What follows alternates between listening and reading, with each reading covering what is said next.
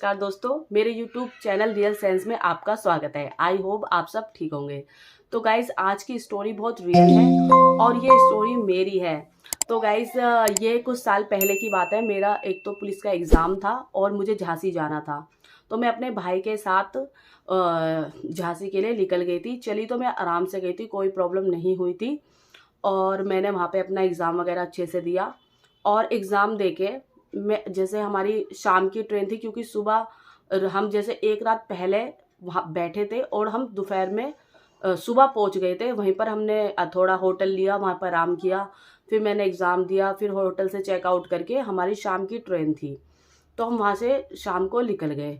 शाम को निकलने के बाद हम आराम से आ रहे थे, तभी क्या हुआ कि मतलब रात हो गई थी। ऐसे 12 बज गए होंगे, 12 या 1 बजे की बात थी।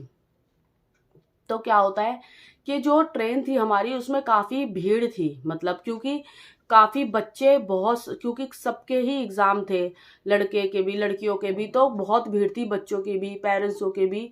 तो क्या होता है कि मेरे को बहुत, मतलब मुझे वॉशरूम जाना था। तो वॉशरूम जैसे मैं गई तो मैंने देखा कि वहाँ पे वॉशरूम में बहुत लंबी लाइन लगी हुई है, और लेकिन मुझे जल्दी वॉशरूम जाना था।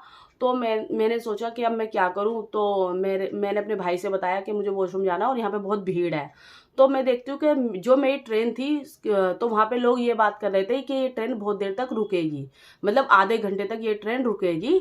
अभी आराम से लोग यहाँ पे चाय पानी के लिए उतरेंगे आराम से, और ये बहुत देर तक ट्रेन रुकेगी। तो तभी सामने मैंने देखा कि जो एक प्लेटफॉर्म था, उसको निकल निकल के दूसरी एक, उधर उस साइड भी एक ट्रेन थी जो खाली थी। और वहाँ पे फिर किसी ने, वहाँ पे कोई आंटी बैठी थी, उन्होंने बोला कि तुम इसमें चली जाओ आराम से, उधर से निकल के उधर पार कर देना, वो आराम से वॉशरूम करके आराम से आ जाना, ये ट्रेन तो अभी बहुत देर तक रुकेगी।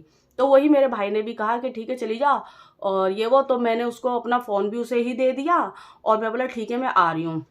तो मैं चली गई वहाँ पे वॉशरूम के लिए, मैं गई वॉशरूम के लिए। तो कोई नहीं, मैंने वॉशरूम, जैसे मैं अंदर घुसी वॉशरूम के, तो मुझे ऐसे लगा कि बहुत तेज आवाजें आ रही हैं। जैसे खाली थी वो, बिल्कुल ट्रेन बिल्कुल खाली थी और मैं वॉशरूम के अंदर थी, और मुझे ऐसा लगा जैसे किसी ट्रेन में खिचपिच सी आवाजें आती है, भरी हुई ट्रेन होती है, वैसे ही आवाज हो रही है। और जब मैंने उस ट्रेन में गई थी, तो बिल्कुल सुनसान, कोई आवाज नहीं, क्योंकि वो रुकी हुई ट्रेन थी, जो मतलब रुक जाती है, या मतलब चलने वाली नहीं थी, पैसेंजर उसमें नहीं बैठे थे। तो मेरे को लगा शायद दूसरी ट्रेन की आवाज़ ये सब आ रही होगी।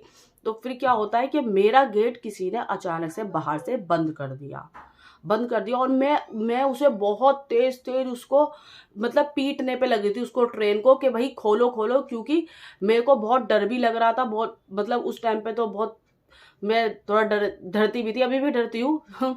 तो मैं बहुत तेज उसे गेट को, मतलब मार रही थी, तोड़ रही थी, आप ये समझ लिए। पूरी जान ताकत मैंने उसमें गेट में लगा दी। आपको पता है जो ट्रेन के जो गेट होते हैं वो मोटे होते हैं इतने, मतलब वो एकदम से तो नहीं है कि ऐसे धक्का दिया और वो एकदम से टूट गए, ये निकल गए, तो बहुत मजबूत होते हैं। तो ऐसे बजाए होते, और मेरे पास फ़ोन भी नहीं था, और मैं अंदर ही अंदर सोची थी कि मेरे से बहुत बड़ी गलती होगी, कि मुझे फ़ोन लेके आना चाहिए था, अपने भाई को मैं कॉल कर दूं, ये कैसे खुलेगा, क्या होगा, ट्रेन ना निकल जाए। मेरी काफ़ी ख्याल मतलब आ रहे थे मेरे माइंड में। तो मतलब माइंड में जब ये ख्याल आ रहे थे, तो मैं बहुत ही अपसेट और बहुत दुखी हो गई थी। मैं ये सोची थी मैं क्या करूँ, बस गेट में पटके जा रही हूँ, बजाए जा रही हूँ गेट, लेकिन किसी को कोई भी आवाज़ नहीं आ रही, कोई मेरा गेट नहीं खोल रहा।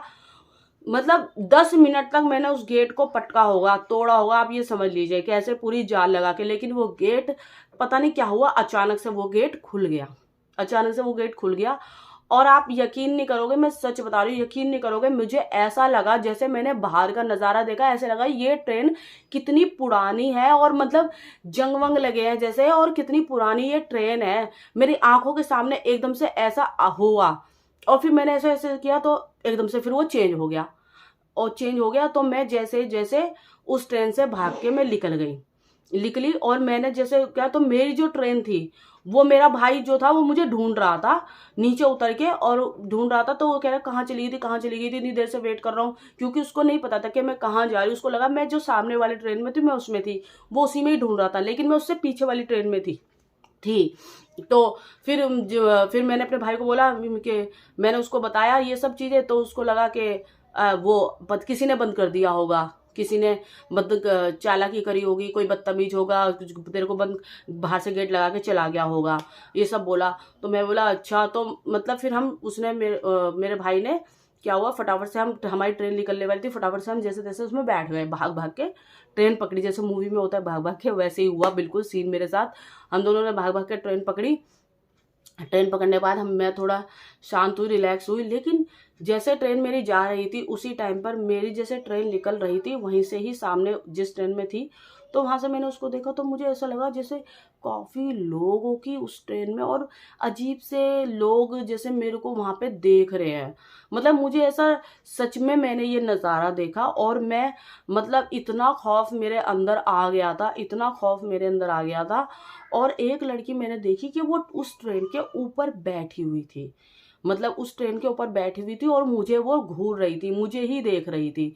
इतना मेरी मतलब इतनी मतलब हालत इतनी ही खराब हो गई थी, क्योंकि वो सीन तो हुआ ही था, फिर उसके बाद जब जाते हुए ट्रेन में मैंने वो देखा सीन, तो मेरी और भी ज्यादा हालत खराब हो गई। और सब मतलब कोई यकीन ही नहीं करता, अभी तक मैं बताती हूँ तो कोई यकीन नहीं करता, वो सोचते हैं वहम ही होगा, या कोई सच में कोई इंसान है, या कोई ऐसी मतलब चढ़ गया होगा ट्रेन में या बैठा होगा, ऐसे ही सब कहते हैं। लेकिन जो मेरे साथ उस टाइम पे हुआ वो तो मैं ही जानती हूँ। तो मेरे को इतना खौफ आ गया, जब मैं घर आई तो मेरी इतनी हालत खराब थी, मेरे को बुखार चढ़ गया, मेरी इतनी तबीयत खराब हो गई। डॉक्टरों की मुझे दवाई नहीं लगती थी, कितने भी डॉक्टर को इंजेक्शन लगे, इतनी पतली मैं हो चुकी थी कि मतलब आप पूछो मत, बहुत ही ज्यादा पतली, हड्डियां ही दिखने लग गई थी। और डॉक्टरों को दिखाया, इंजेक्शन दवाई वगैरह खूब कराया, लेकिन मुझे कुछ भी आराम नहीं लगता था। दवाई का अच्छे से अच्छे डॉक्टर की दवाइयों का भी मुझे आराम नहीं लगता था। तो फिर वहां पे हमारे कोई आंटी थी, उन्होंने बोला कि इसको झाड़ा लगवा दो मंदिर में जाके। तो हमारे वहां पे मंदिर था, तो मतलब तो वो झाड़ा लगा देते पंडित जी। तो मेरी मम्मी को बोला कि तुम जाके झाड़ा लगवा दो इसे। और जैसे मैंने बताया था घर में, तो मेरी मम्मी को थोड़ा मतलब अब माँ तो माँ होती है कि मतलब वो तो बच्चों की बात पे समझ जाती है वो, कि हाँ इसके साथ में ऐसे, इसे क्या पता इसने कुछ ऐसी नेगेटिव चीज देखी होगी। तो फिर झाड़ा वाड़ा लगवाया पंडित जी को, तो पंडित जी ने बताया कि इसने मतलब ऐसी नेगेटिव चीज देखी है, मतलब जो इसकी नजरों में आई है, तो उसी वजह से इसको दवाई नहीं लग रही है। और फिर उन्हें झाड़ा वाड़ा मेरे को लगाया पंडित जी ने। वो कुछ नहीं लिया था उन्होंने, ऐसा नहीं है कि पंडित लूटने खसोटने वाले होते हैं, ऐसा नहीं है, कुछ अच्छे पंडित जी भी होते हैं। तो उन्होंने वही झाड़ा लगाया, उन्होंने कुछ नहीं लिया, बस 10 रुपए मैंने चढ़ा दिए और उन्हें झाड़ा वाड़ा लगाया। फिर जाके मैंने दवाई ली, तो आप यकीन नहीं करोगे उस दवाइयों का असर मेरे पे होने लग गया, और मैं फिर बिल्कुल ठीक हो गई। तो गाइज ये मेरी बिल्कुल रियल स्टोरी थी। अगर आपके साथ भी कुछ ऐसी रियल स्टोरी, ऐसी कोई घटना घटी हो, तो प्लीज़ हमसे शेयर कीजिए, और वो हम ज़रूर शेयर करेंगे अपने सब्सक्राइबर के साथ। तो आपको ये कहानी कैसी लगी तो हमें कमेंट करके ज़रूर बताइए, और इस चैनल को सब्सक्राइब कीजिए। Bye bye.